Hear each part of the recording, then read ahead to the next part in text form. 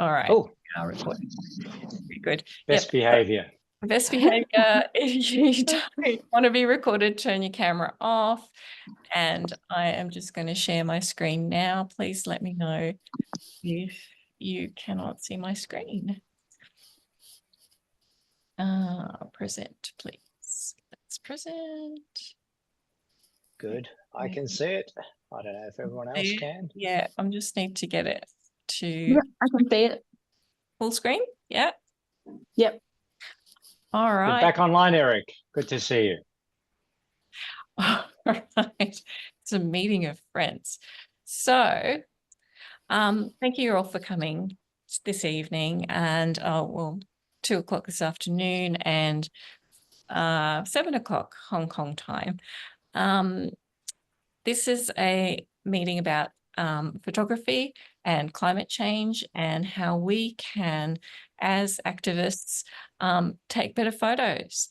My name is Jessica Perini. You all know me. I work as an editor and a writer. I'm also an avid city farmer and a grower and a permaculturist, and love doing these sessions. Love to share information, and this is a slightly different session because it is about photography, which is why I've brought in my brother, who has been 20 years with News Limited in Australia, and he's now been working freelance in Hong Kong for the last 18 years or so. About that. He does all sorts of photography. He does construction, environmental stuff. He's been to all sorts of places. He's done food, portraiture, lots and lots and lots of famous people. So he's done all sorts of photography. So if you have any questions about any specific type of photography, he's your man. Wait a minute. I better be careful. Be careful what you say, Jess. Well, okay. So I've forgotten a lot of it. maybe not. Michael, did you want to add anything about experience? Not well. Look, at the end of the day, it's just I enjoy doing what I do, and to me, I probably a jack of all trades, master of none when it comes down to it, because I like to dabble in every type of photography, and I've done everything from news photography to to commercial, which stems between all the way from food photography, interiors, construction, portraits for banks, and then now a lot of it now video as well. As much as Eric thinks I know lots about video, I don't. I kind of just started a couple of years ago. Only because there's a big demand now, and what companies are all starting to want things on the cheap, and they don't want to pay for a photographer and a videographer, and they want one person to do everything. So if you want the job, you've got to be able to do everything. So you try and try your hand at it, and that's the way you learn, and that's the way you become good at something. So the main thing is that you enjoy what you do. And, in photography, a lot of people say, how do I become a good photographer or great, or how do I become a professional? You don't. You just, every day you just enjoy, what you... Sorry, Eric? Yes, please. Oh, sorry. I thought you were asking a question. But anyway, it's just really at the end of the day, it's just enjoying what you're doing. And every day I do something different, and that's what I enjoy. If I was to do the same thing every day, I would probably go nuts, and I would probably not enjoy it as much. And I have had times where I've had to do just jewelry photography, and where I've had to go in, day out, and photograph jewelry, and it does become quite tedious. It's very technical, and it's very laborious in some ways. But and the lighting, even though you're photographing the same sort of things, quite often one piece of jewelry under the same lighting you put another piece of jewelry in there and it'll look totally different. You've got to change the lighting and you've got to see where the reflections are and so forth. So I love the change from going to jewelry to an event to construction. Construction is all great because you go to see all these things that an average person wouldn't see, underground, how they dig all the, all the chasms, all the big, caves, basically. I call them caves because quite often you'll get a 5 or 6 story cave underground to put a shelter or to put a station in. And when we normally walk in, we'll see is the staircase or the escalator and the platform, whereas I would see 7 stories of nothing but a chasm. So stuff like that, which is quite fun and quite enjoyable. So anyway, Jesse, I'll let you continue on because we can talk on. Okay, true. So today we're just going to stick to 4 really basic points. First of all, we really want to look at choosing your story. How do you choose what do you want to tell a story about? So when we're looking at climate change, when we're looking at all of the different fun, wonderful things that we're doing, whether we're trying to save wildlife or we're trying to grow a garden and we're trying to encourage people to grow more food, if we're trying to go in and report on climate change, or if we're trying to recycle plastics, how is it that we choose a story, and how do we choose how we're going to portray a photo or how we're going to portray a certain thing? We do that by choosing a story. What is the story we're going to tell? Secondly, how do we choose a photo type? So are we going to do it using a portrait? Will we talk about an ecology by highlighting either flora or fauna? Will we take photos of the tools that we're using or a beautiful landscape? Then that's about choosing a photo type.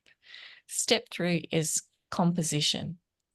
We're going to learn very simple guidelines about composition that anyone can follow, regardless of whether you have a really nice phone or a really basic phone or a really nice camera. The same rules apply. Number 4 is about working with light. How do we optimize the light to capture different scenes and make the best of our images, even if we don't have expensive stuff on us? So, and then after, if we have enough time, we're going to ask people to send in their photos and we're going to give a bit of feedback. Michael, did you want to add anything before we go on? Yeah, sorry, I just as far as choosing your story, just speaking from experience, quite often one of my mistakes that I have made over and over again, and I'm quite particular now when I do approach an area or a subject or whatever, is to quite often I'll say, oh, you see the whole project in front of you, and you go, okay, I've got to remember to take a photo of that place, of the general view. But quite often you go and you start the job and you start taking photos of the job within that project, but you always forget to take the overall shot, and it's very easy to do. And I've got to say that to myself all the time, is always just stop. Whenever you think, oh, I've got to take a photo of that, take it, just go and take it, because often you will get caught up in the smaller things within that job, and you'll forget to tell the whole story. So it could be when you've just arrived to a village or something and you think, oh, wow, that's a cool shot. I'll have to come back to this. Even if you've got to come back to it, just take a photo when you're there at the moment. Don't tell yourself, I'll come back to it, because 9 times out of 10, you'll forget, or it won't be the right time. And quite often it looks good when you first arrived. You know, that sense that you get that, oh wow, that's really cool. That's nice, that village that's sitting there with the mountains in the background. And quite often you'll say, oh, wait until I get at sunset or sunrise or this time of the day or when it's a bit cloudy. But you'll always forget. So don't be afraid to just take the photo then when you think about it, okay, when you first approach it. That's And that's that a could be that could be that could be the start of your story. Yeah, Okay. that's a really good tip, Mick. And I often do that. I'll go in and, as you say, go in and then I'll go, oh, I get all involved with people. I'll go, oh gosh, I'll get involved in little bits and pieces, and then I forget to take a picture of the whole Yeah. thing. So it's a very Yeah. good tip. Yeah, it's very good. I mean, Eric, you guys send us lots of photos as well, and they're great. It's great to see all the people's faces and whatever. But I think you've got to think about what. We should Sorry? work towards how we can actualize that anointing in our daily life. You God help us in Jesus' name. Sorry, someone who's talking. Is someone asking a question, or is someone just? Anyway, Eric, I was just going to say we get wonderful photos from you, but sometimes us on where we haven't been to those villages or those areas, sometimes we'd like to see where the whole place, where you guys are living and how the tents or the structures are, and I think that can tell a really good story. So you always give us really great kids and people shots, but don't forget to step back a little bit and show us the whole environment. That will give us a really nice idea of where you are and the whether it's dry or wet or the type of weather that it is, and that can give us some really good insights. Sorry, Jess, I'll let you continue on because I know we're tight. Yeah. I absolutely. Guys, I've been working with people from Kakuma refugee camp and Nakavale for 2 years now. I still don't know what the camp looks like. So I would love to get those bigger picture photos. So that's a really good segue, Mick. Could you tell us a little bit when we're talking about choosing your story? So one of your most powerful images, and I think of your time working with News Limited, was when you got the phone call and when we heard the news that the 2004 Indian Ocean tsunami had hit. And I remember feeling this real sense of trepidation when you were going over there. We didn't know how many people had died. We knew it was a massive event. We knew that there was mass devastation and massive amount of deaths. When you were going into that situation, how did you choose what story to tell, and how did you go about picking this photo? Well, firstly, when we got there, there was just mass devastation, and I do have a lot of photos of the buildings being crushed and just boats. Actually, there was quite a good shot, which we probably I'm thinking about it now, but it's there was a battleship, a small battleship of the of Thailand, which was washed 1 kilometer inland, and it was actually in the jungle, so by the roadside, and it was pretty amazing. But generally, there was so many of those type of shots floating around, and obviously there was a lot of dead bodies, and there was a lot of injured people, and we had to go to the hospitals and so forth. But one of the things for the Sunday papers, we had to try and tell the motive story of the country, and and who it affected, and we came across a school that had orphans in all these kids that were orphaned, and and it was near the sea, and they actually just had candlelight in the rooms, because I think at that time they still didn't have any power. So I thought, oh, I asked them if we could just go near the sea or go somewhere close by where you can see there's quite a, there's all these broken concrete blocks, and I only had about 15 minutes with them, and I didn't want to really, take too much time with them, because they're still traumatized. So I just got them to, I just said, can we just take some candles and whatever? And I just got them to come and sit down, and I kind of placed them where I want them to be. And it was kind of late in the afternoon, and I did have my flash with me, and I had an umbrella which I just bounced a bit of light.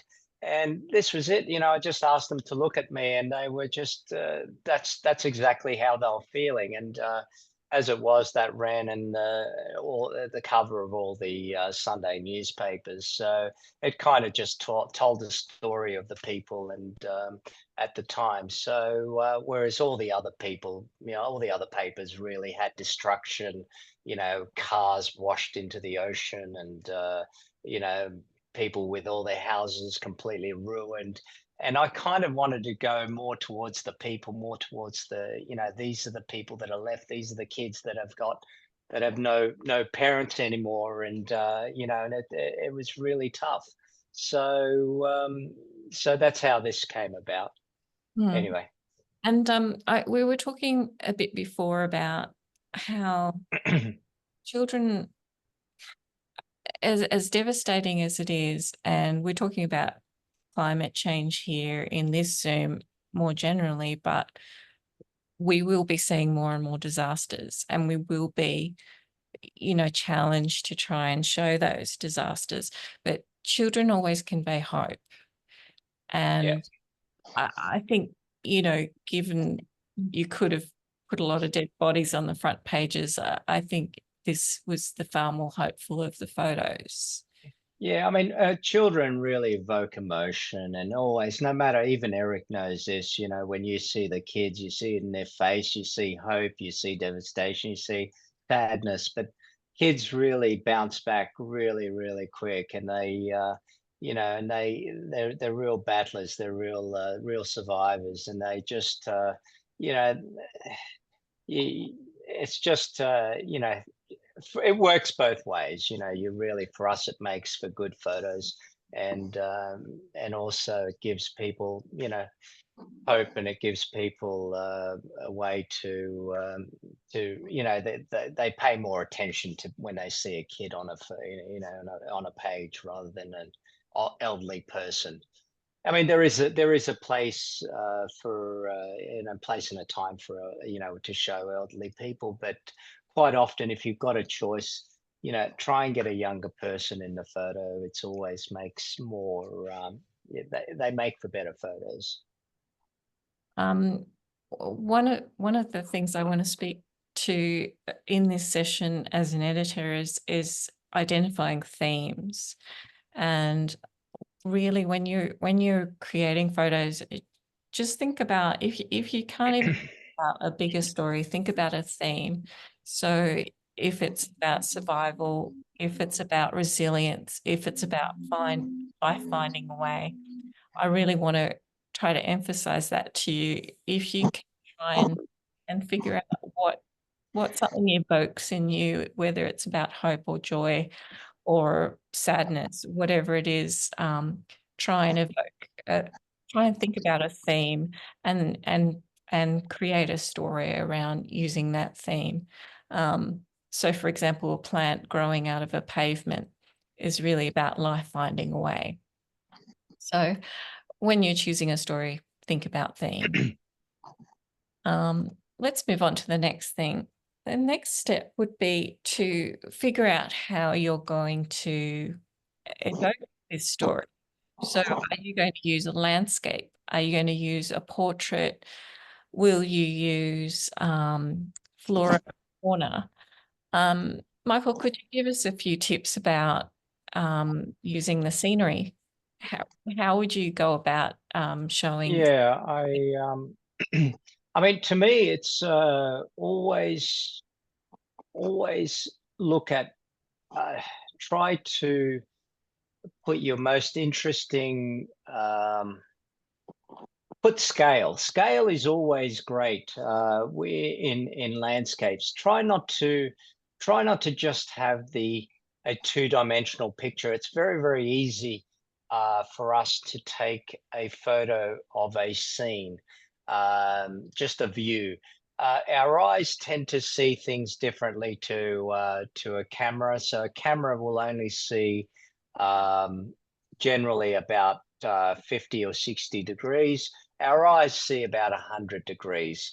So if you can, I try and teach people to take panoramic shots. So you can either take shots in panels and put it together, which these days software can do it very, very easily.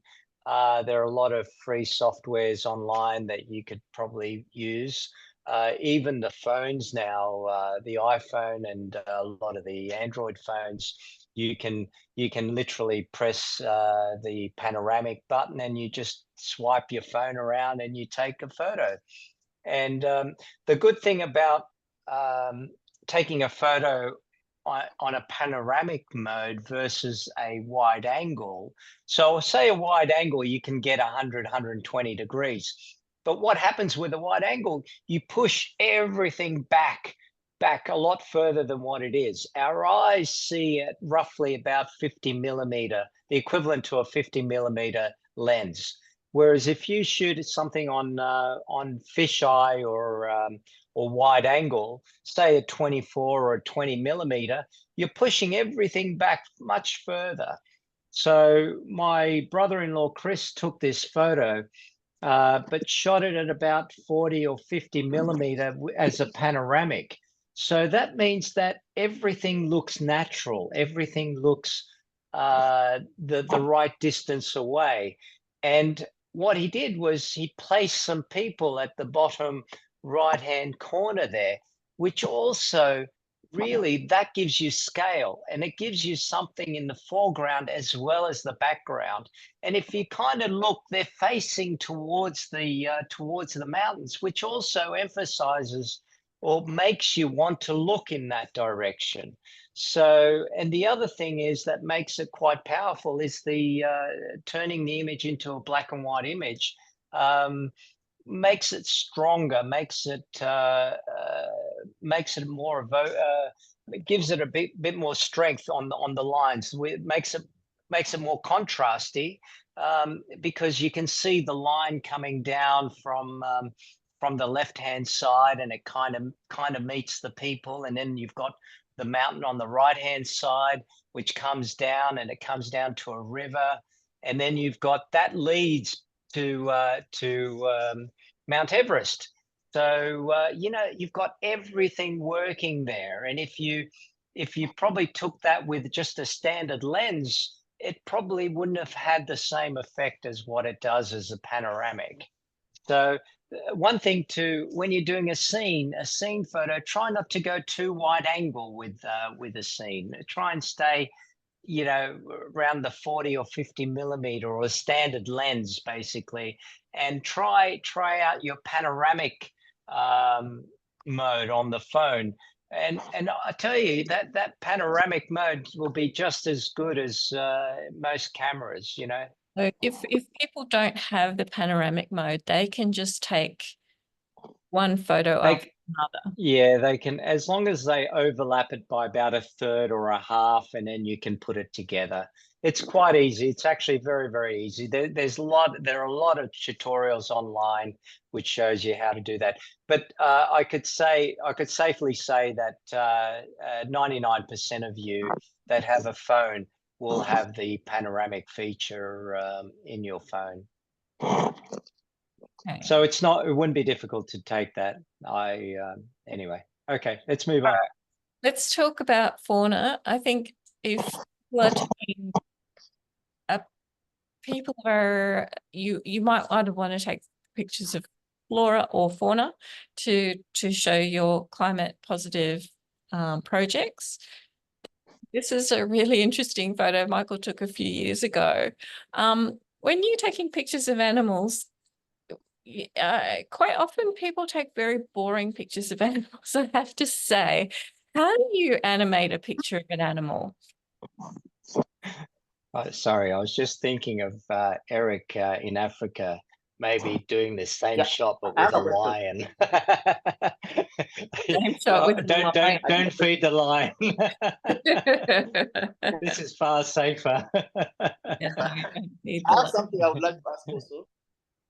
Sorry, what's that, Eric? I have something I would like also to ask about the wolf taking pictures or the people taking your photos. So my question would be like, let's say you're taking a picture in a disaster environment. Sorry, what So In a disaster. Oh, yeah, disaster. environment, Okay, yep. environment where people are. Let's say their Yeah. kids, mothers, everything. So now what I'm sorry. What could be like some of the factors of that picture that should be including like should we include in the picture to show the story behind the picture or to interpret the picture? It's very difficult because quite often, I've had to take photos of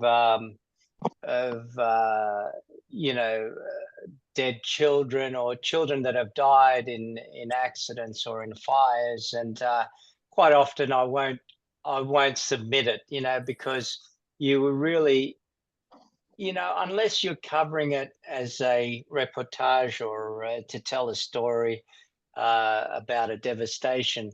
But if you're publicizing something, you've got to be careful about, how you show people, and sometimes people just don't want to be included. Sometimes they're very upset, and you really have to play every situation on take it on its own merit, and just try and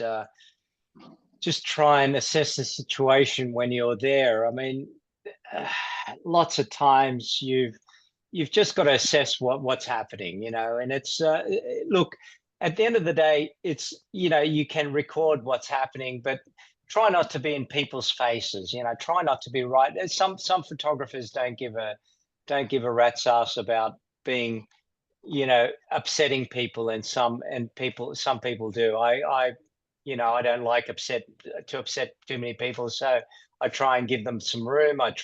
But I still try and record the event. I haven't had to do that sort of stuff for a long time, but it's a tough. It's quite tough to do it well. There are a lot of war photographers that cover the war in a way that is, they're almost invisible. They will be in a situation where they still record the situation, but they're not seen, and they try and stay a little bit, out of the way. So it is, We will, it's an art. It's an art that you learn over time, I guess, when we will cover this in portraiture in a minute. So yeah. Can we just talk about fauna real quick? Because there will be people. I mean, we are facing the 6th massive extinction crisis at this point. So there might be people who want to try and cover fauna. What are your top tips for covering animals and not boring? Animals, look, at the end of the day, action is always really the key.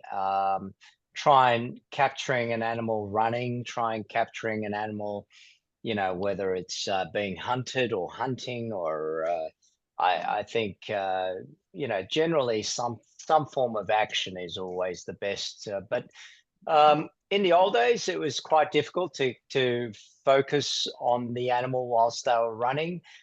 These days, it's much easier because the quality of the lenses and the speed of the lenses is really quick. So quite often you'll have a sports mode, or you'll have a portrait mode, And if you just put it on the sports mode and you follow the animal, generally you'll get it sharp and you'll get it, you'll capture it. This one here, I deliberately fed it some bugs, and it took me about 5 or 6 goes to get it right because the tongue would come out so quick. And there was someone else feeding it and I was taking the photo, but even at 5 frames a second, the tongue would be either halfway out or slightly, it would miss the bug, or it would go, be near its mouth, or it would suck it all the way in, and all you'd see. And that I only had one shot where it was fully extended and it just grabbed the bug at the right time. So don't be afraid to just keep on, just take lots of shots, and quite often these days, it's all digital. So you're not using up film. All you're doing is using up pixels, and you can always delete the images that you don't like, that you didn't get anything out of it, and you'll have more space on your card You to were saying continue on.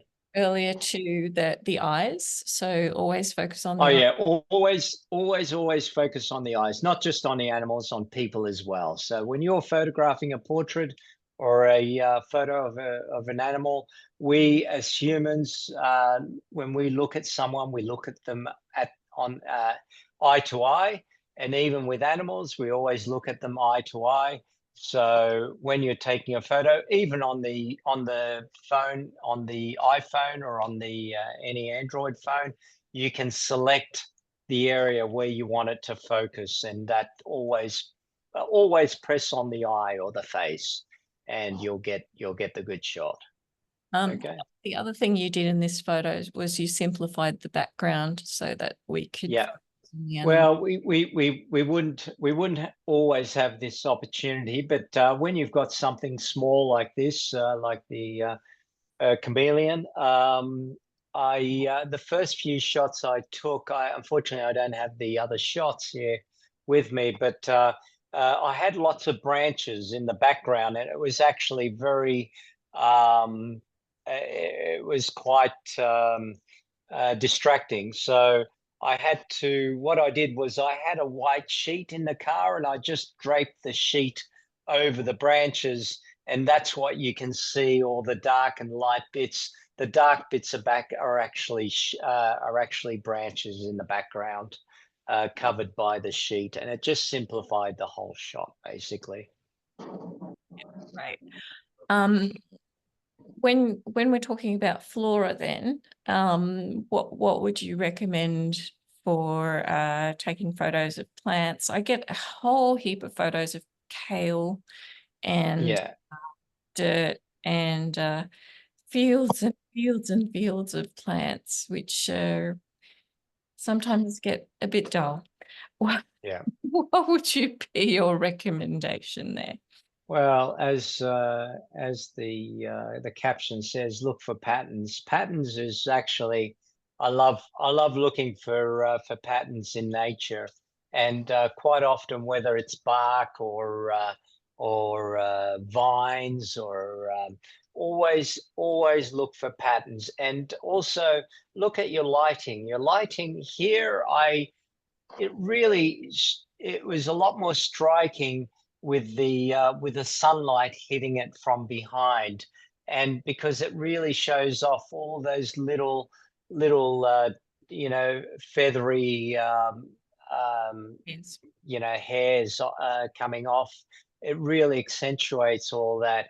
And quite often when you photograph leaves, if you've got the sun coming from behind, you'll see all the veins and all the architecture of the plant, and that really makes for good imagery. So, and in this case, it gave me a bit of a black background in the background, so it really made the plant stand out, and that's just with the iPhone as well. So honestly, you can do some great shots with the phone, with the iPhone.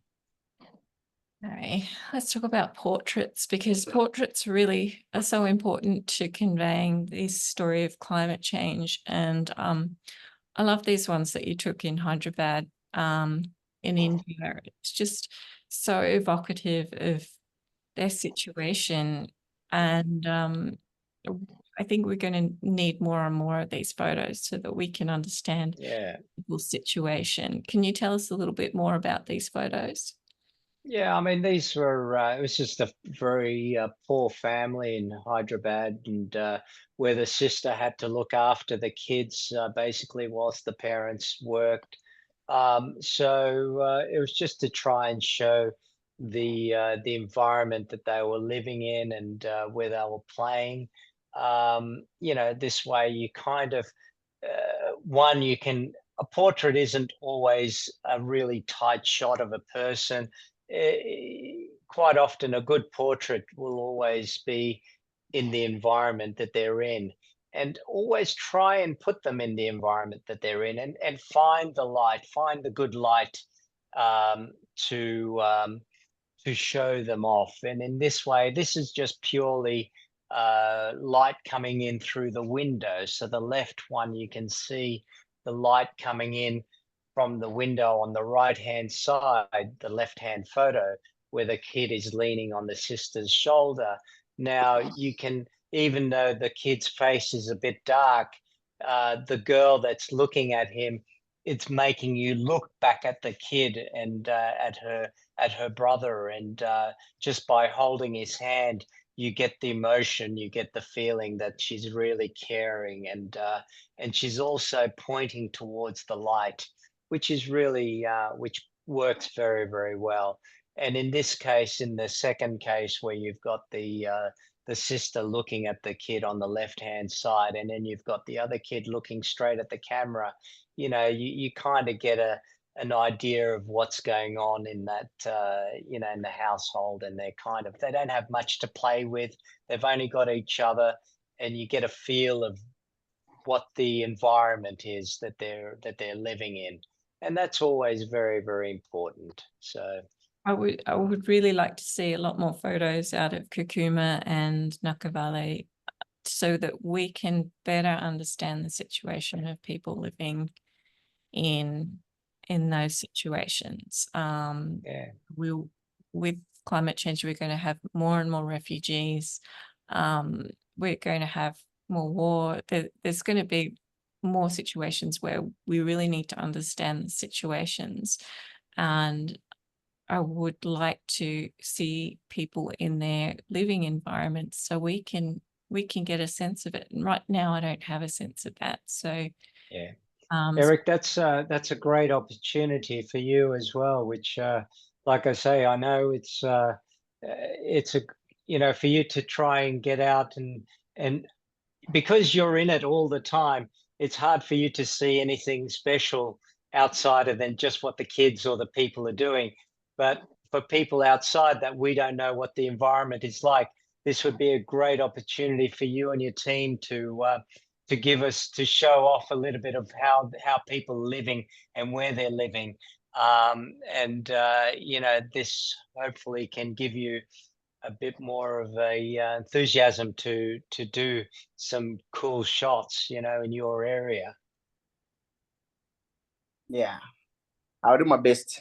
okay. Oh, I'm sure you could do fantastic work. I'll Mike, try. a few more professional shots here, working with light.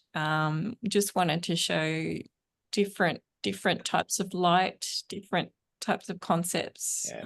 Michael, just real quick. Yep. The one on the left is a professor in Hong Kong, where he was the first one to discover the genome for what was it, for finding cancers with a blood test. So with one blood test, he could basically work out what cancer you have and where it is in your body. Now, he did this with a genome, studying the genome, studying your genes, basically. And what they do is they take a sample of your genome or by your blood test, and they put it in a machine.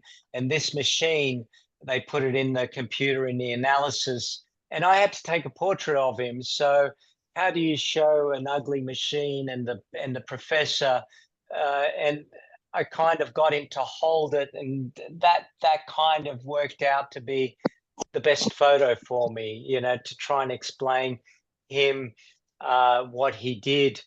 And also by making it interesting, I just put a bit of a blue light on one side and just the normal light on the right hand side, and that was my portrait of him.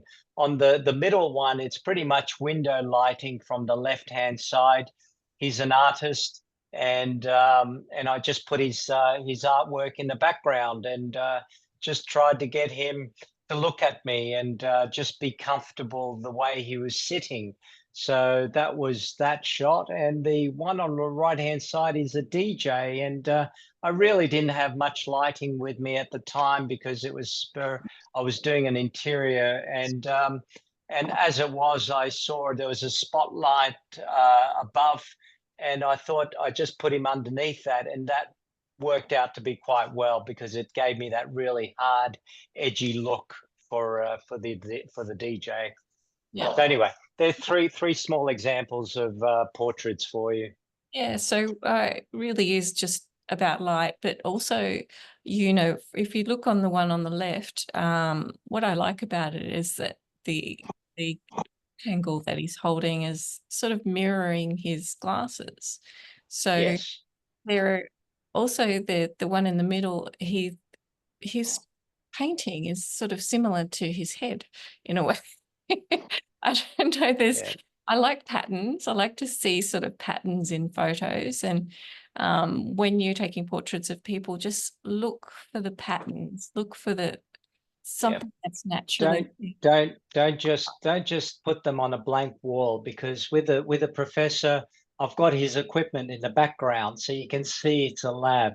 With the artist, I've got his painting in the background. You know, even though you don't have his studio, if you've got the studio there, maybe you might have the brushes in front of the artist, in the middle, and maybe a painting in the background.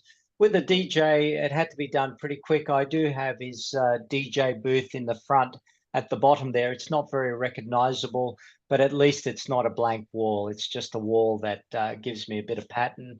And but the emphasis is on his face, with the lighting on his face. So just think about context there, and you know what you can bring in. Let's move on to composition. How would you describe composition and the most important rule you think of how you compose your photos? Basically, you try and divide your image or your photo into thirds. So I just imagine, you know, 2 lines running down and 2 lines running across, and dividing the page equally into thirds. And quite often, if you just put your subject on the point of thirds, that will give you a much better composition than if you put your subject right in the middle. And you can do this with anything. You can do it with a phone. You can do it with a with a camera. Pretty much anything. But just keep it simple. If you just imagine 2 lines running vertically down and 2 lines running horizontally, and just placing your subject either on the line or on the point of thirds, so where the 2 lines meet. So you've now got 4 points there. So if you put your subject on any part of those points, on any one of those points, it will be far stronger an image than what it would if you placed the person right in the middle. And also you can see the flames are kind of in a diagonal shape.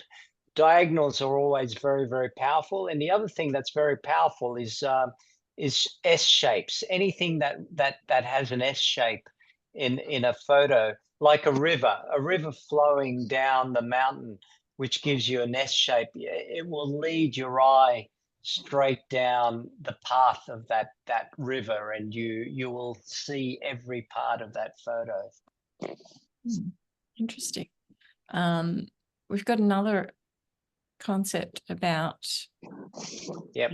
the golden mean. yeah, the golden mean. The golden mean is something that's been around from 2,000 years, really. I mean, quite often you'll see shells take on this shape. So mathematicians have been they've been kind of using this throughout the ages, and it is a mathematical thing, really. That's the perfect proportions between one side and the other. So I think the long side is 1.6 times the height, and if you do that, you will get kind of the golden mean by indicated with this with the arc. So you can see this photo that I took in India. I kind of tried to place the guy standing on the boat roughly on the, at the time I kind of had it on the thirds, but when I cropped it to be on the golden mean, and it does look a lot more powerful when you place it. The golden mean is kind of near the thirds, but it's not quite on the thirds. Again, this is something you can research online. It's everywhere, but it's probably the most powerful place to put it. Where you see the spiral going into a never-ending spiral spot, that will be the most powerful spot to place it, basically. If not, the line that's running vertical is also a very, very powerful location. Can I just ask a question? This boat looks like sinking. Yeah, a lot of they what they do is they load the boats with sand or cement, and actually it's sand actually, and they load them right to the point where they're almost sinking, because they're trying to take as much sand as possible from A to B. And generally the rivers are very still, so there's no real waves that are going to sink the boat. so you'll see a lot of the boats are filled to the max. What I Yeah, it's quite a strange view actually when you see them. I love the fact that the coloring in this photo as well, like the that royal, emerald. Yeah, they're very very extraordinary. subdued. Yeah. It's Yeah. and the fact that he's wearing the same colors as his boat is really extraordinary. Yeah, no, they in India, it's colors are amazing. I mean, you can never you always just it becomes it's a cool place to go and photograph because especially the colors, and quite often everything's very bleak, and you get a lot of dust, you get a lot of pollution in the air, and and then you get people wearing colorful things. That works very, very well. Also in this photo, your clouds are also pointing to that person. Like it's almost inspiring to point to him. It's quite amazing actually. Yeah. Okay, working with light. Yeah, this is quite an extraordinary photo. Was this just from the light above him? Yeah, that was actually a concert. So concerts are always generally you just try and find the light. You're always looking for light. I mean, it doesn't matter whether it's a concert or just an average photo on in the garden, or on the street. You're always looking for the light. You're going to turn the person one way or the other, and you quite often you're fighting between light and background. So you will always go, well, what's more important? Do I need the background to be there? And if not, how do I place the person so the light falling on the person will also accentuate the person, but also give me a good idea of what's in the background, or where he's working. So, and in my case, if I if I can't get the lighting right, then I have to get a flash out and I have to try and light them manually and artificially. So, but the best thing is if you can find the light yourself, make it work. Always look for the light. Look where the light is falling on the person or on the subject, and then work with that rather than you can get the opposite happening where if photographers put in too much light, they put in 2 or 3 lights to try and light the person, and it looks terribly unnatural. And as I say, we only have one sun in the sky, so try and use one light. So if you don't have any light, just use one flash and imitate the sunlight if you can. Don't try and overcomplicate things. I mean, in a studio, I understand, quite often you've got a backlight, you've got a forelight, you've got a main light, then you've got a fill light. Then when I shoot food photography, I still only use one light if I can. Maximum 2 lights. I'll light the background if I need to, but always try and use one light if you have to. And generally, sunlight will be your best friend.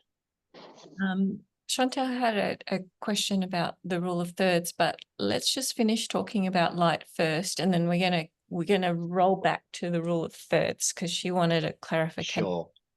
Yep. We have quite a few people from Africa in this call. I've seen a lot of bad photos of black faces.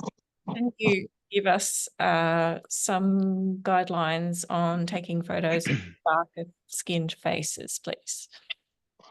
Yep. Resist having the sun behind them. Yeah.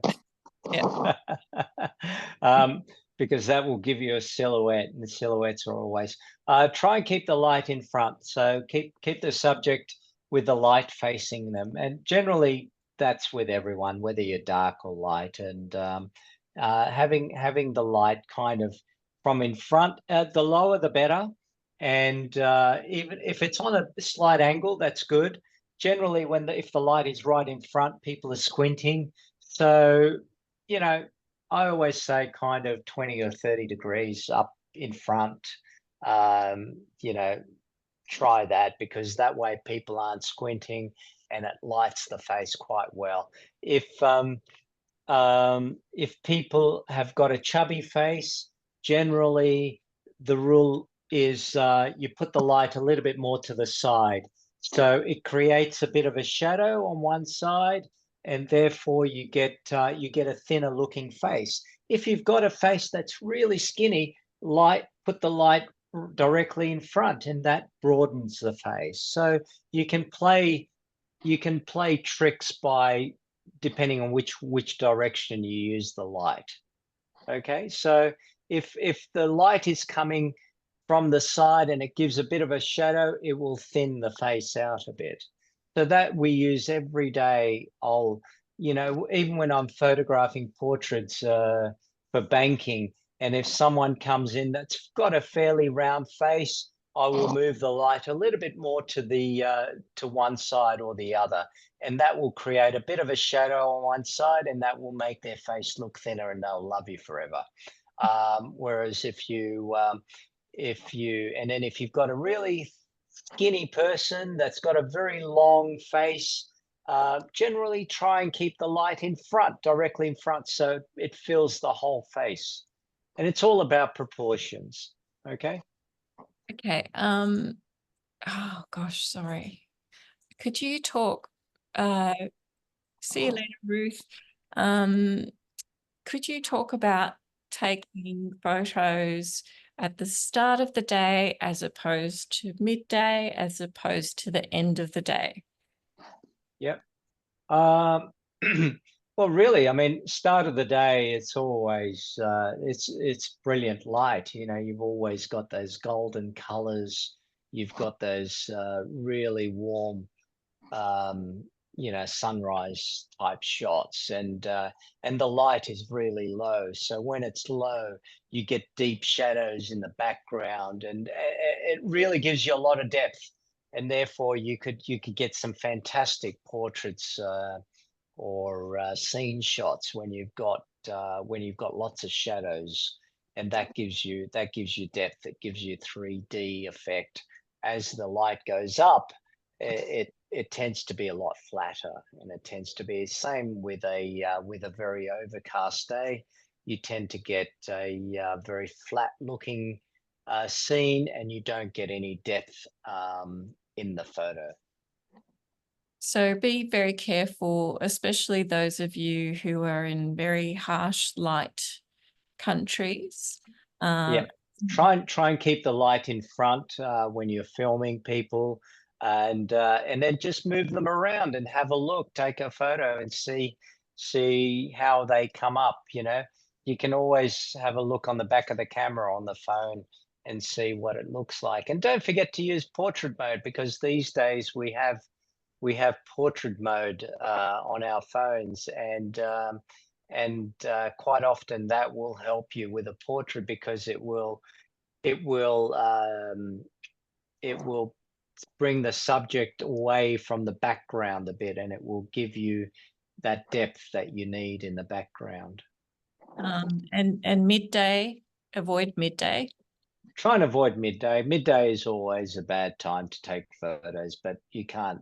If you've got no choice, maybe put the people in a shade, or put them by a window, and quite often, you know, use the light that's reflecting from the outside, you know, midday sun that's reflecting off that side wall in the building.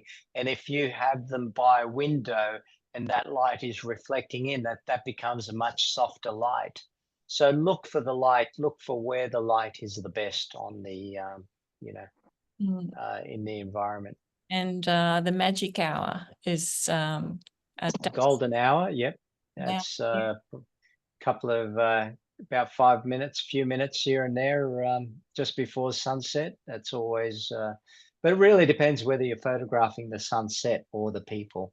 So quite often it's very difficult. If you're trying to photograph someone with the sunset in the background, they're often going to be very dark themselves. So it may be better to do a photo of them looking at the sunset, and then you're taking an environmental or a scene shot. Okay. You could take two. You could turn around and have the beautiful light that's hitting the person, and take a photo of them there. And that quite often, because sometimes you'll get some really nice clouds in the background, and you'll get the sky starting to darken up, where on that side it's really bright because the sun's still shining that way. And if you get the person standing here and you photograph them with that beautiful light coming in the background, it'll start to go a bit darker. So you'll get that dark blue sky. So that could be quite a nice portrait. Okay.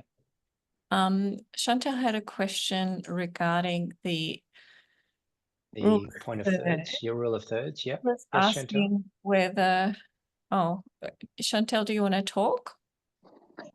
Sure. So just looking at the rule of thirds, I got the impression, if you can just confirm whether this is correct or not, that you were saying that the most powerful places in that to place the subject would be at those the cross where the points meet, those 4 points.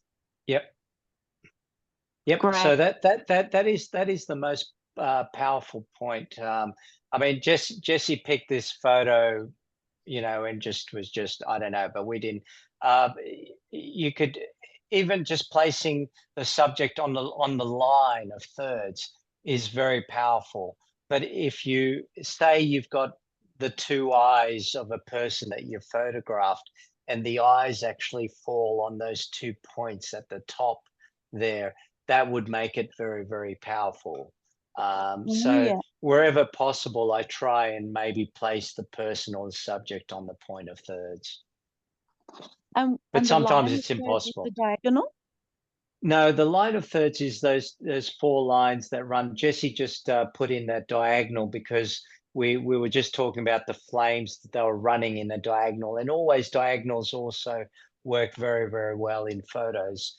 But generally, without that diagonal line, if you were just to divide your photo into thirds with those 4 lines, that as long as you put the subject on the thirds, on any of those lines, whether it's horizontally, so if you've got if you've got a scene shot and you've got water and sky, you either place, if there is more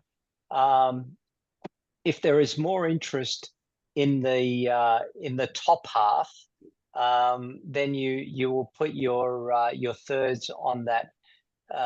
That's probably a bad example, just because we've got actually good, we've got a good thirds, and Actually, we've the got way, isn't it? yeah. So there you've got even this. Go back to the tree, Jess.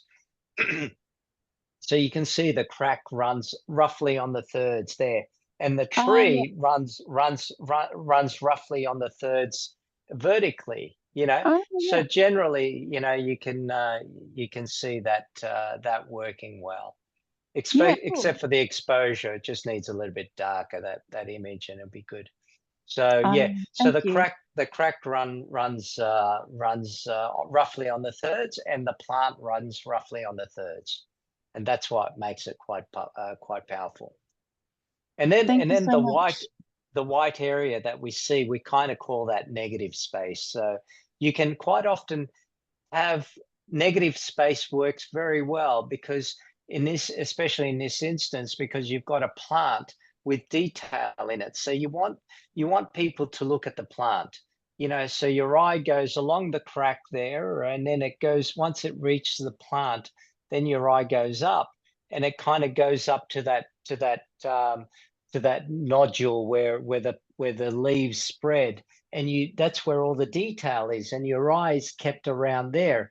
Now, if you had another plant or something in that white area, you'd be in conflict. You'd be trying to look at that plant and the other plant, whereas this way, you're only looking at that plant. And the negative space, that white area, helps you to kind of bring your attention to the plant itself. Yeah, cool. Thanks. That was really helpful. Cool. No worries. There's a third there. There's a third. Yep. Kind of a third and a third. Yep. Doesn't have to be exact, but same with a lot of you can see the faces on the kid there, and I try and sometimes you're in the we can you can also break the rules. There are great photos where people have been placed right in the middle, but there's also, you can break that down as to why it works. So even if we were to talk about that last photo, go back, that photo there, he is probably more on the golden mean, that person, and resist is on the thirds, and the megaphone is on the third. So, and he's holding it, and I could say, well, between his mouth, his elbow, and his hand and the megaphone, that creates a triangle. That creates quite a powerful thing. So your eye can go from his mouth down to his elbow back up to the megaphone, and from the megaphone back to his mouth. So your eye stays in that area. It doesn't really leave that. And when you go to resist, you're made to look at resist because that's on the point of thirds, but there is no real place for your eye to go outside of that image. Your eye just stays within resist, and then it goes back to his hand and then back to his face again. And that's why that photo works well. Yeah. Yeah, thanks. Why does this photo work? I like this protest photo, but I'm not. Okay. Yep. Figure out why I like it. Is it the triangle? Is it the thirds? I don't. Yep. No, the reason why it works, it's quite busy, and what you have is you've got a triangle forming, and where you see the triangle, the peak is roughly at the point of thirds, and that's where you've got the person. Even though you've got one person with a megaphone, you're kind of fighting between looking at him and looking at the person holding the camera in the background, and that's where the point of thirds is, and that's where the triangle meets. So that becomes quite a powerful point. Now, when you go to the right hand side and you go down the hill and then you start to go back up again, you're stopped by a photographer that's taking a photo and with his elbow up, and therefore your eye doesn't want to go outside of that photo anymore. You go up to the elbow and the elbow points back in, and that kind of draws you back into the photo. It's pointing you back in. So Yep, back becoming in there. all contained. Yep. So, and then you've got also the thing that helps, if you have a look at the bottom there, you've got all the faces, all the people are facing back towards the people on the stage or people on that grandstand. Okay. That's So they're looking that way, and therefore you're made to look back there and you're made to look at what's happening on that stage. Yeah. So we're going to be seeing more and more protests happening as climate change advances. So I think, it's really powerful to have a look at what photos work in these kind of contexts. And I think this is really good. And I love the fact that it's black and white as well, because that there's already so much going on that I think color would have been too much. Do you think?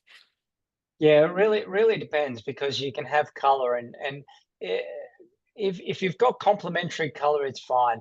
But in this instance, it works well because you've got a lot of dark and light shade, and you're cutting out that extra, the color aspect. And I haven't seen this photo in color, the greenery in the background may have been too distracting, So just by simplifying the photo into black and white, it really does help it. But saying that, I haven't seen the original photos, so I couldn't really tell you. But it does work well as a black and white. Yeah. Okay, well, I thought this is the time of the talk where we talk about what we can do better. I absolutely love this photo. Let's Astrophotography. Let's talk about what we can do better. We're going to be seeing during climate crisis, we're going to be seeing a whole bunch of events that happen. This is something that happened during the bushfires of 2020. It was, for those of you in Africa, this was the worst bushfire season we've ever seen in Australia. It was more than, usually we name bushfires after a day. We'll say Black Saturday or a week, this particular week, but this particular bushfire season lasted an entire season, and actually beyond a season, it went into several seasons. So we were clouded in smoke. It was very hard to breathe and very hard to go outside. One of the local ways that I saw to talk about this story was that we had a lot of fish that died. So I wanted Michael to talk about how I could have taken these photos better to show what had happened during this time. Michael? Yep. Yeah. Could have had the fish on the barbecue. What a waste, Eric? No, it's look, I mean, I mean, the way you could improve stuff like this. I mean, the photo on the left-hand side, you've got it's hard to see the dead fish straight away in the water. I mean, you can see it when you point it out, but I look at the branch going down, and then my eye leads to the background, to the river and all that. It's not until you kind of look down below that and you see the dead fish. If you wanted to make that photo a bit stronger, I probably would have gotten a stick and I would have tried to bring the fish a little bit closer, and I would have gone a little bit closer to the fish and had them in the foreground of the photo. I know you don't want to be stepping in the water or whatever, but again, sometimes it's impossible. I mean, sometimes you just can't get the shot that you want. But the idea is you got to try. You got to try and do what you can.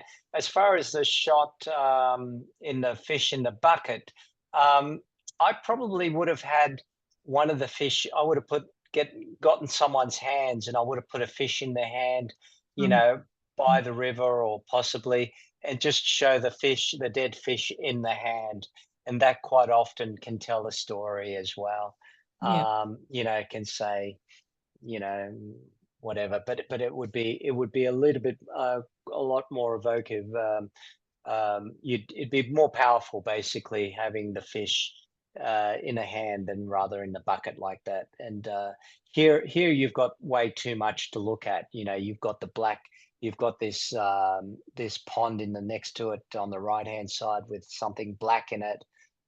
Whether it's water or not, you're trying to work out what that is. You're trying to work out what the leaves are on top, and then you've got dead fish. What does it all mean?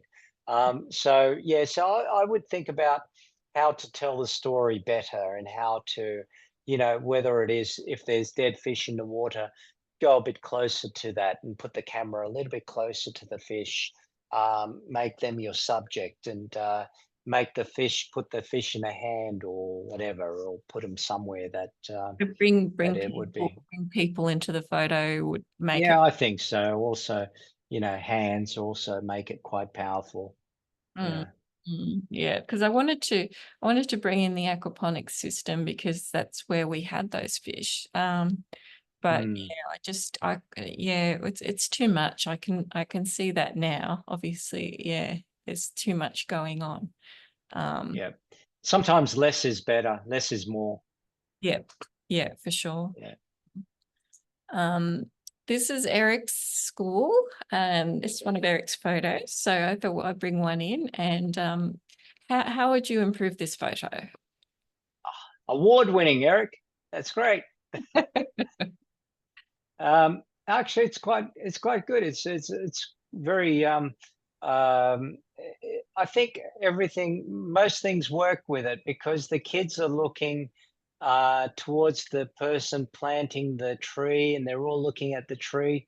They've all got an interest. They're showing, even the hands on the left-hand side are kind of pointing towards the tree. So, if anything, it could have worked possibly better as a vertical photo. So you could have had exactly the same thing, but then I could have seen where that tree is going in the ground, the hole that's been dug. Because at the moment, if I look at the bottom below the tree, my eye still wants to go down into the hole. So unless you had a little bit more down there, I would have, you know, that would have been a more complete photo.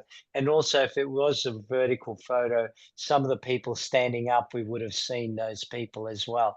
But photographically, it does work because, you know, all the kids are looking in that direction, and that's your point of interest is the tree, and that's the important part about it.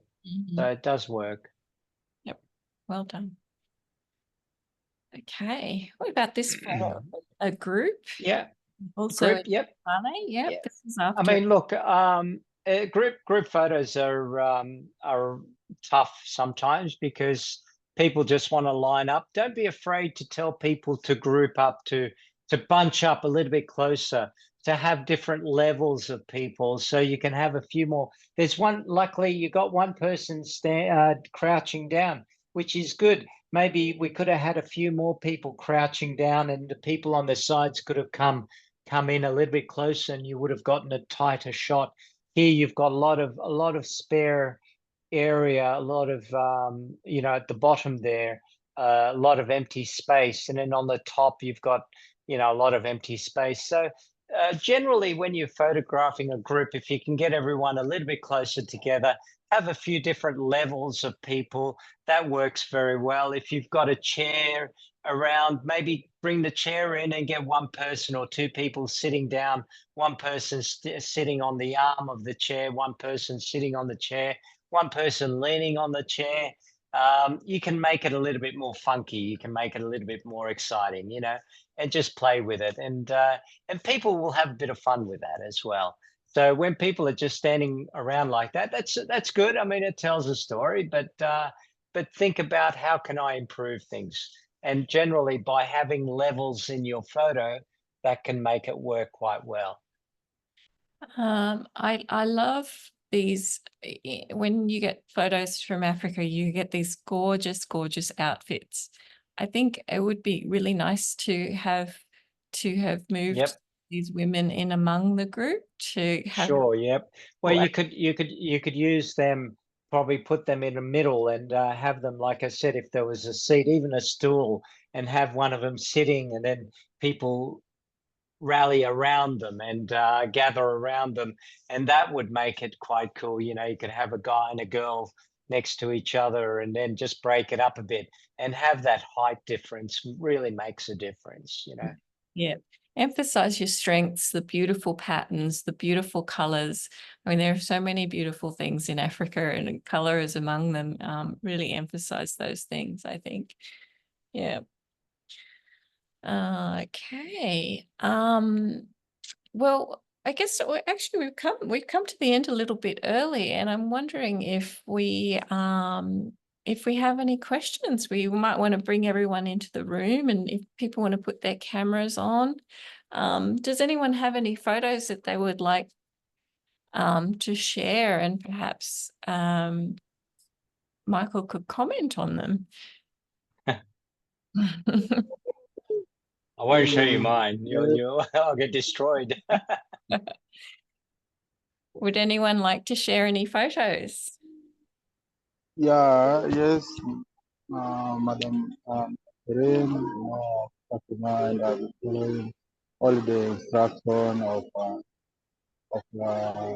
taking the pictures, and I learned more about taking pictures. But it is raining here in Fatima. That's It's why you raining. cannot hear me well. Yeah. It is raining. It is now 3 p.m. So it is raining. That is why you can hear me as well. Yes, I have some pictures that nobody posts. I really learned more about pictures, but living in a situation where climate is very hot, dust, and also the sun very hot. Climate. So I think to us that who are living, there are a lot of challenges to capture good pictures so that some of us we are using phones, this lack of some tools of camera, good cameras for the climate. So I think I'm going to share my pictures so that all can comment. Yeah, please on share your it. photo. We can't Yeah. really hear you too well, but you should. Yeah, I was difficult. It was difficult to understand the first bit of, but please share the photos. Let's have a look. Let's see your brilliance.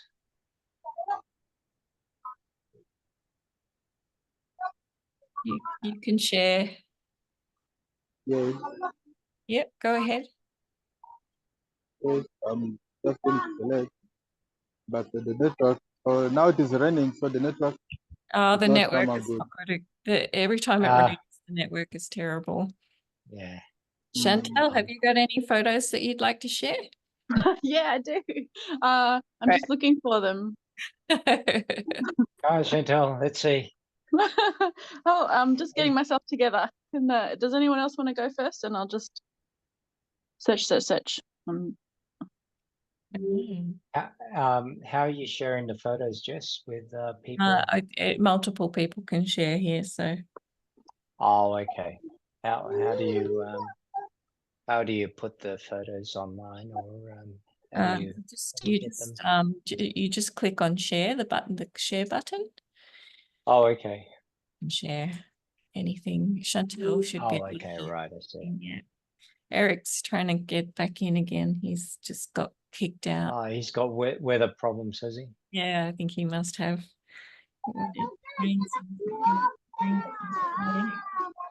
We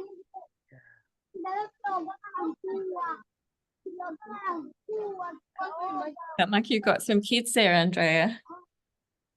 Yes, they're very excited. I've already sent.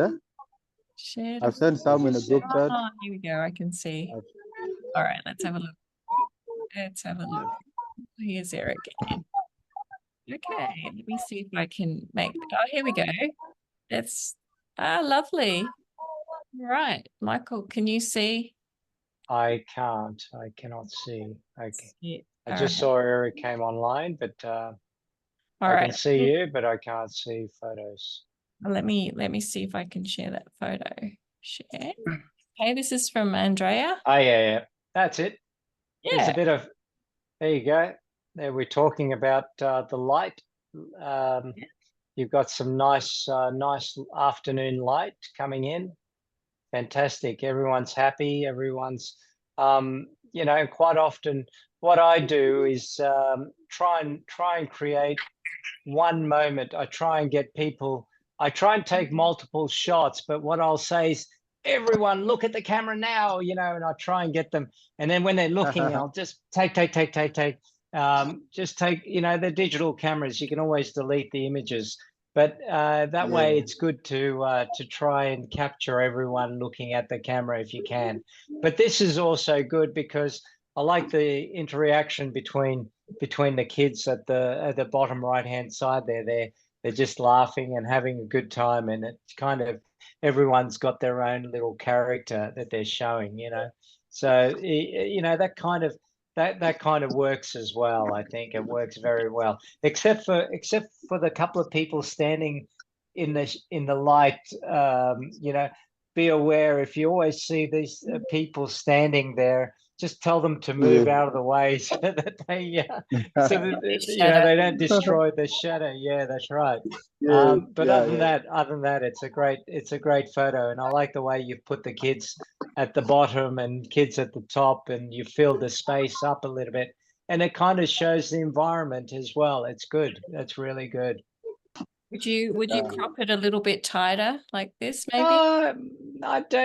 I wouldn't go too much tighter. I think it, Maybe a bit less of a the bit of, maybe a little bit less, but at the end of the day, it kind of still, it's not that I wouldn't really, for especially for media, or for if you're going to use it for a magazine or a newspaper, I'd always leave a bit of room there, because quite often you don't know where, if you crop it too much, sometimes they can't find the right hole to put there. So sometimes it might be good to leave the photo with a little bit of room on either side. Okay, all right. Okay. We've got another one here from oh, that's interesting. Wow, what's that? Is that like a lantern or something? Hang on a second, I'll have to show you because I don't think you can see. No, I can't see. Okay. Wow. That's interesting. That's cool. That's a scary looking lantern. It's very interesting. That's good. I mean, obviously the eyes are what makes it, because you definitely have it's got a lot of character. But no, I like it's the good. motion in it too, that the person's kind of moving, and there's that the lantern in itself is the main focus, but there's movement around it, which is kind of interesting.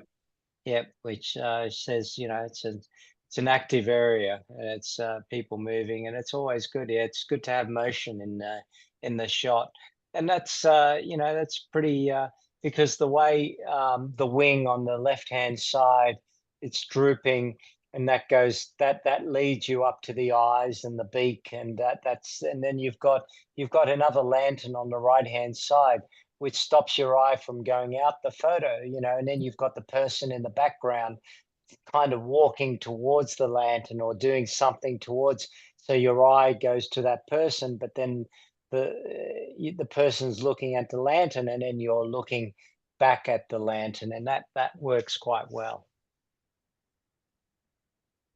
Yeah, it's nice to hear your analysis. It really helps me. That's so helpful.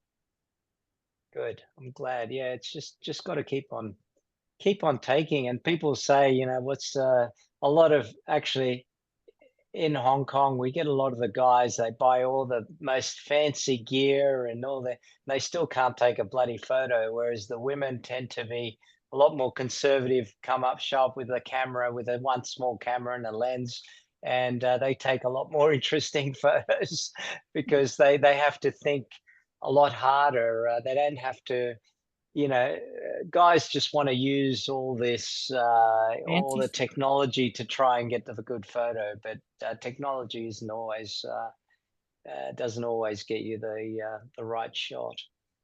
That's interesting. Wow, that I thought that lantern was actually on top of the house, but now I can see it's the guy carrying the pole. Yeah. But it almost, at first, I thought it was a giant lantern sitting on top of the house. That would have been huge.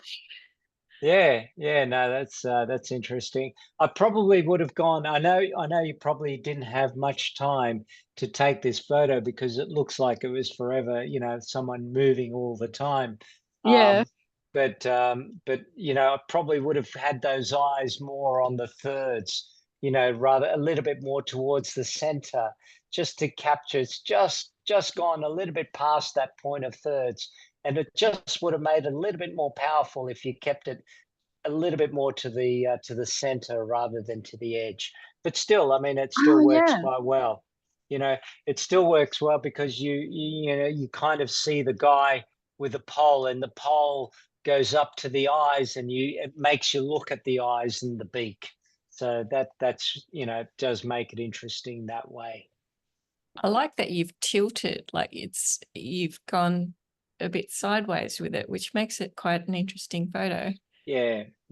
So diagonals always work really well in photos.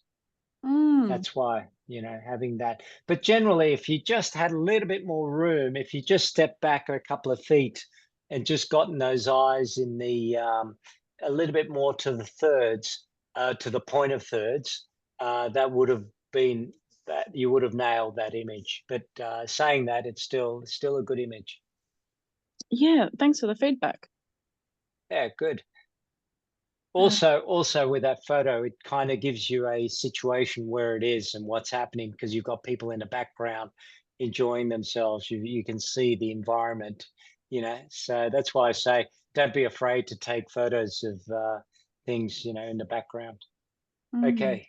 Hey, here's one from Eric. Eric, a doing shot, I call them. Doing A shot. working shot. Yeah, working shot. Doing. Everyone's doing something. Planning. Learning. Yeah. You've got a little bit of depth in this photo, so it's good. It's good. So here I would have just gone a little bit wider if possible, not too tight, just just to show a little bit more. And it's probably could be tilted a little bit more because it looks like it's leaning to the right. So I would have just. I guess I'm a stickler for trying to have my horizontal lines horizontal. It's probably from my interior shoot all the time. I always have to keep everything straight. So generally, if you're in this situation, you're taking groups, try and keep the photos straight. That will make the difference. And you can even on the iPhone, you can always tilt things around. I always try and get things level if I can. But other than that, you've got a lot of depth in this, which is good because you can see people are working and it's telling a story. And then you've got not just the computers, but you've got a blackboard in the background or a whiteboard, and you can see they're doing something. And then you've got the books on the in the back wall, which and then you've got that little bit of the story of saying that how run down the place is because you've got a big hole in the ceiling there. So this is why I think it's good to come back a little bit, and you're telling more of a story. In this instance, you've got to say to yourself, what am I telling? What am I saying here? Am I saying how hard the people are working, or am I saying how what sort of environment they're working in. So, you know, this is part of the storytelling, is how, what's my story? The story is, we don't have air conditioning. We don't have, you know, we don't have good buildings. We've got buildings that need repair. So therefore, you know, sometimes photographing from a window looking in, you know, where the window's broken, that can also give you a really good environmental feel to the shot, you know. Yeah, good point there. Yep. Thanks for the feedback. Thank you so much. No, Eric, that's great. Great work, by the way. You know, we always see your photos. They're always very enthusiastic. What else? Let me just scroll through what else we have. Lots of photos here. That's good color. Look at that on the wall. I like that. This one. Yeah. Yeah, that's nice. Nice. It's nice. Again, you know, sometimes I just tell people, just talk amongst yourselves, you know, and sometimes sometimes you can just say, oh, just laugh at each other, and they go, you know, and that kind of looking at each other, and it makes for a nice shot, you know. So sometimes just get them all, everyone look at me. Now everyone look at each other, and then you can say, you look at me, you know, the person that's standing on the thirds, you look at me, and the rest of you talk amongst yourselves, and that can make a nice photo. You know, just be a director, tell people what to do, whether it's a video or a photo. You're still a director behind the camera. You'll be the director. You control the whole situation. Don't be afraid of telling people what to do. We used to say in the newspaper, when we used to work for the newspaper, we used to say we must look very, very funny to the person from the outside, because standing on the street looking at the photographer, because quite often we'd be jumping up and down trying to get a reaction from the people to get them to laugh or something. And if you were to look from the outside, you'd see this crazy person doing all these crazy moves to try and get a reaction from the people. And don't worry about that. Worry about what your end picture is going to be like. So that's good. I like this photo as well. Is this from you, Eric? Yeah. Did you take Eric? Yeah, that's good. Just come back a little bit. Come back. It's a little bit too tight. If you can, come back a little bit. Show me. Let's see a little bit more. You know, I love. As much as I love the faces on the kids, but you know what also makes this photo is all the writing on the wall. You know, the DD, the EE, the 5, the 6. I love to see that, because that tells me that either kids are learning by doing stuff on the wall, or they're using it as, I don't know what they're using it for, but that tells me just as much as the kids in that classroom. So just by stepping back, you would get a bit more of the atmosphere of that. But I love the expression on those kids at the front there, you know, with their eyes wide open, and they're really excited about what the teacher is saying. And you know, it's really you know, you can tell they're super focused, and they're the sort of shots that you want to, if you're going to do that, come in really close as well, Eric. You know, come down a bit lower, their eye level, and do that shot, and that sort of shot would be really good as well. But you know, and then give me a wide shot as well, a really wide shot to show me where they're studying, what the environment is like. You know, so that's good. That's very, very good. I like that, because you've got so many different kids with different expressions, you know, and that works very, very well. And quite often, if I'm in that situation, again, don't be afraid to direct the kids. Say, whatever you do, don't look at the camera. Look at the teacher. I want you to look at the teacher. I want you to pay attention to him or her, and I want you to, you know, to really focus on them. And, and after a while, once you start taking the photo, they'll forget about you and they'll start thinking about the teacher. And that will be a really, you'll get some really good shots. I know you will. So, Yeah, thank you. don't be I will. afraid. Yeah. Yeah. So just next time, just think about stepping back a little bit, give me a bit more room to see what, the classroom is all about, and then go in close and go in tight and give me expression, give me faces, all that sort of stuff. And that can work with your video as well. Do one shot with a video wide open and maybe shoot from the window, from outside looking in. Always look for different perspective. Maybe go from the top of the back of the classroom looking down. That could be a different view. Could be a really low angle shot, maybe showing their feet walking into the school without shoes, and that shows the poverty of the area. So think about all those sort of telling the story in different ways, not just in faces. You can tell. The hands. Take photos of the hands, of the dusty hands, maybe where the kids have been playing in the playground, or they've been doing the planting, and just a small plant in their hands, in their dusty hands, tells a big story. Let the imagination go wild. You don't have to be blatantly obvious. You don't have to just be, this is a child holding a plant. Take that photo, but take a scene shot of where the people are, then go in really, really close and get a photo of the plant the kids holding the plant, and then let the imagination go wild. The people will put a story to that. The hands, a young hand holding a plant, that will tell a story. You don't have to always show the face. So different ways. All right. Yeah. What's that? I've loved that. This is Cool. I think from Chantel. Yes. Chantel. Yeah. I love these photos. I love these sort of photos. In Hong Kong, we've got so many trees growing out of the ground, out of the pavement, out of the walls, and Cool.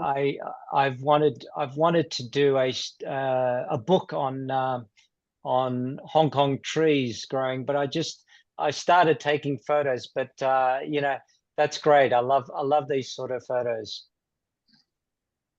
I think Jess introduced me to the word rudderall. Right. Yeah. Yeah, it means something growing out of which out of adversity comes this one little plant that you'd think would never survive in that environment, but they do. It's amazing. And that's and actually when you've got something like that, look at the opportunity of photographing it from different ways. You can photograph, you can put a little bit of light on it and make it and turn it into a black and white photo. Did you take that with a phone? I did. Chantel? Yeah. So you could you can explore different ways. I mean, I like the way you've got your hand there, and that gives it a sense of scale, but the bricks also give it a sense of scale. So if you can maybe explore shooting it straight on, and maybe put a light coming through the door onto it at nighttime, and maybe that might give you a different feel, and turn it into a black and white photo. You can always try different things. It's always, just explore the angles a little bit, but it's always good. Scale is always great, having a hand there. But the problem is with that photo, your hand is very light. So there's a lot of attention that it draws to your hand, and the tree becomes a secondary thing. So it's only because you first look at your hands and your fingers point to the leaves, and then you go to the leaves, and then you go down to the root. So then you see, oh my God, it's amazing that this plant is hanging off that root. So I would now start to explore different ways of photographing that tree on that wall, because it's amazing. I mean, it's amazing that it's actually growing there. So I would maybe try a light underneath. Just grab one of your desk lamps or something and put that underneath at nighttime, or hang it over the leaves and see what effect you get. And just hold the light above. Even just grab another phone and put the phone light above that, and take a photo with the phone, straight on, and see what you get, and turn it into a black and white. That could be quite a cool shot. Thank you. Nice ideas. I love it. Cool. This is another one from Andrea. Andrea? Yeah. Nice. Great. Nice.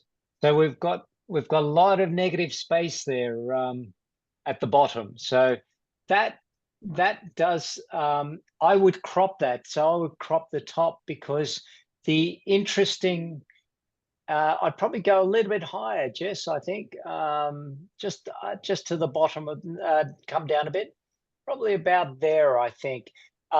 Where this works, if you have a look, there's a natural diagonal line running across from where that lady's washing the vegetables. There is a diagonal line running there, and that's a natural line that's quite interesting, because what that does, that leads your eye from her washing to everyone else in the background.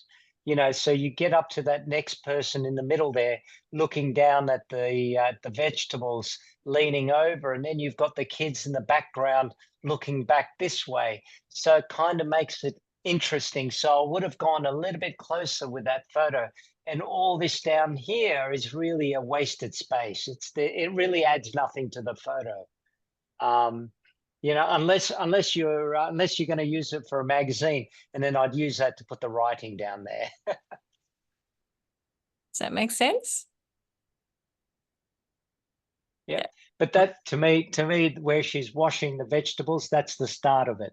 That's where if you have a look at the pole that's coming down above her head, that's leading down to her hands, and you want to see what she's washing, and then you see the plant that's hanging out of the bucket. So that keeps on making you look diagonally back until you get to the person, and then you look down at what the person is looking at, and then you keep on looking at the kids that are looking back that way. So all your interest is up there on the top of the photo. Very well done. You're muted. Am I muted? No, Andrea's muted. Andrea's muted. Sorry, Andrea. Sorry. Okay, cool. That's nice. That's nice photo. It's probably a little bit central. I would crop. It's only in the crop. I would probably crop it. No, the other way, Jess. I would go. Crop it to the left, but bring that in a little bit more.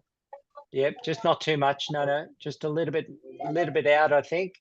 Let's see. Yeah, go in a bit, and maybe go. I would try and put him on the third. So he's kind of on the golden mean there. So he is that crop would be pretty good, because the fence in the background kind of frames the guy, and he's pouring the water into the pipe, which is, you can see it's contained in that the netting. So that gives you a natural compost. Yeah. So that gives you a natural thing. Even that, you could probably go a little bit out on that, just on the crop, just a little bit more out, I think. So, and maybe come down with the framing, bring the framing down a little bit. I just want to see. So sometimes bring the top line down a bit, Yep, just about there. No, go up a bit, go up, up. Okay, stop there. No, gone up too high. So you want it where the, come down a bit. Yep, just where the that's it, just about there. So there, that gives you a really nice framing of the guy. And if you were to enlarge that, crop that like that, I think that would be quite powerful, that image. That would work very, very well. Because that kind of puts him on the golden mean or on the point of thirds, roughly, speaking. So it's good. It's good. Stuff like that is very, just think about, quite often you have the photo, 80% or 90% of the photo, and just with cropping the photo correctly will give you that last 5% of the photo. And that can be done in the phone, Okay. I think we have one last one. Okay. One from Andrea. Yep. This is our center that. So what were you is our thinking place here? where What we was your located. story, Andrea? This is where we located in Kakuma. So this is Yep. a BD center where the hosters. So that is Yep. our room that we normally runs our activities. Yep. So Okay. I So was how? captured. Yep. Sorry. Go ahead. Yeah, that is I was just captured that pictures to give one of to give a location where we located. So there were Okay. Nigel was requesting how in our location. So that is why I captured that picture and I sent it to him. Yeah. Okay. How? Yes. Now, if you were to improve this photo, how would you improve it? What would you do if you were to try and make it a better photo? Oh, so here I can improve to capture all environment and show all the places where this Okay. building is just located. Yeah, Okay. to show Would all I? the environmental places. Yes. Okay. I mean, there's nothing wrong with the cropping, Jess. I wouldn't actually bother with cropping or anything. But what I would think, Andrea, would be next time, if you're doing a shot like this and say this is an activity center for kids or whatever, right? Just think Yes. about get a couple of kids, and you know what? Just tell them to run around in circles on the sand here, around the where the on the left hand side, and if they're just running around, and even if they're blurred a little bit, it kind of gives you the feeling that that's where the kids are playing, and that's what it's used for. So just getting a few people into that shot would greatly improve the shot. Okay. Yeah, it was in the evening, so the kids were back We're out. home. Yeah. Fair enough. But next Yep. time I will Yeah, just think about involve the kids. Yeah, just think about stuff like that, because quite often, even if there's just kids around the corner, just say, "Oh, come here, kids, come run around here for me a little bit." So if one kid is even running from left to right, that would help, improve the photo quite a bit. Okay, thank you. So yeah. So don't be afraid. Don't be afraid to try different things, and just get people involved. And if something looks empty, just fill it with something. Yeah. Put a person, even two kids playing on the ground or something would tell a story. Yes. So yes, Michelle. Yes. So I yeah, will just I will try and I will involve the kids. And although the problem is that so I think that we will understand our quality of the pictures because we are using phones, and don't worry good don't worry about the quality. Is not important. It's the composition. Don't worry about that's what I was saying. A lot of people, there are some of the best photos that are taken with very simple cameras. It's nothing to do with the quality. You can have the best quality in the world and still have an empty photo without children in it. So don't ever think that because I don't have a good camera, I can't take a good photo. You can take just as good as a photo. You could probably take a better photo with a limited gear than what you could with people that have fantastic gear, So it's just where you put the people and where you put the placement and using, what you're trying to tell the story. Telling the story is far more important than the gear that you have. And the opportunities Yeah. that you have in Kakuma, in Nakavale, you have a really interesting story to tell. You have a very diverse audience. You have lots of color. You have very interesting environment, but we don't get to see that environment. So it's up to you to use your imagination, come in and use the light, use your composition and use that law of thirds and just make those interesting photos and help us to understand the bigger context. The more we can understand, the more help we can get you. Yeah. And also Okay. by if you see it in a way that if you make photos and videos interesting, people will look at it. When they look at it, that will draw interest and they'll want to get involved with it, and that's the way so many agencies work. Unfortunately, it's all very, very visual, and the more you can make it more interesting, the more you can attract the people. So people can have the most expensive gear. To be honest, when all my cameras that I use 10% of what the camera can do, because I don't need the 90%, and effectively you just need to use, whatever you've got, you just got to make the best you can out of that. And it's Yeah, more the yeah. composition and the lighting. If that's all you've got is composition and lighting and people, use them, Yeah. Yes. the rest will come. Yeah. Yeah. Okay.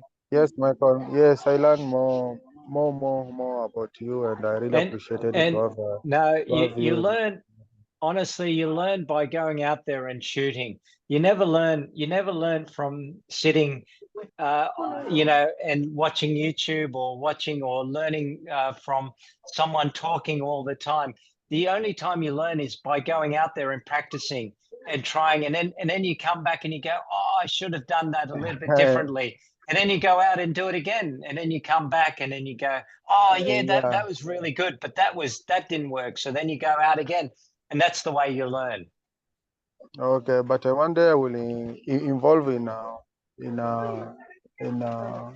just to maybe to shoot, and also to have close with cameras, because I've never been close with the cameras, so we use only phones. So, but one day I will be close that, and also I will learn, because we lack that skills, huh? So we don't have skills of capturing pictures here in Kakuma. Yes, as the Madam JC said, yes, Kakuma, we had a very beautiful environmental and also climates, and also the time that maybe you can capture the pictures, so it look very beautiful, as if you have some skills on capturing pictures. Yeah. Or also handling the camera. Yeah, that is very important things that maybe I can learn. Yeah, just think about composition, where you put people. That's the most important thing, and then the lighting.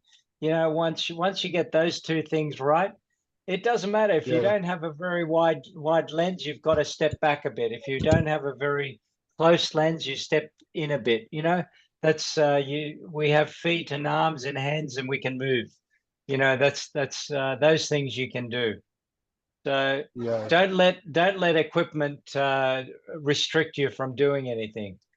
It's not. Yes, that is why we are so concerned about using phones. So we are using phones, that the equipment that we have right now. Yeah. Believe me, now we're using more phones as well, and in our industry, we're using the phone for a lot of the shots. Because the quality is almost as good, So it's don't think the only reason we don't use the phone all the time is because we cannot attach a flash head or we cannot attach a flash sensor on the phone to trigger the flash over there. You still have to use a regular camera. But if I was for social media, I could get away with the phone very, very easily. I wouldn't have any problems. Okay. You know, Yeah. Well, Yes, Uh, Michael. we're on, it's 11 p.m. here, so I think we, yep, okay, but thank you so much, Michael, for staying up with us on no a Sunday. worries. And thank you, Chantel and Andrea, the two Yep, people. two remainders. Everybody else's internet has Made it off. died. So.